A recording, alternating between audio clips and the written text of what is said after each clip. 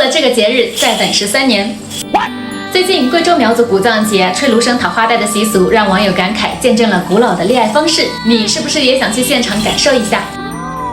别着急，最后一场古藏节活动会一直持续到11月9号，具体的时间地点表我放在了视频最后，记得收藏，慢慢看。苗族信仰万物有灵和祖神信仰，古藏节最主要的功能其实是祭祖，它前后会持续13天，相亲只是最后一天的活动。在这之前，苗族人已经守候了它13年，有的地方甚至是30年。作为苗族最隆重和最神秘的祭祖大典，早在先秦时期的古三苗国就已经存在。在节日开始前4年就要举行招龙、行蛊、引蛊、审牛、杀猪等仪式，最后1年才是大典的开启。举办古藏节的村寨会邀请4方亲友来过节，一起吹芦笙、采歌糖，祷告怀念祖先，尊老爱幼，和睦相处，勤劳简朴，不分昼夜。除了这些，你还能体验到苗家的12道蓝门酒、挑礼串寨、吃古藏肉、祭古等习俗，感受苗乡世外桃源般的风光和温暖的人情。如果你吹芦笙讨到了姑娘的花带或者银项圈，你将会收获全场的祝福。还没有来的小伙伴，赶紧出发吧！贵州西江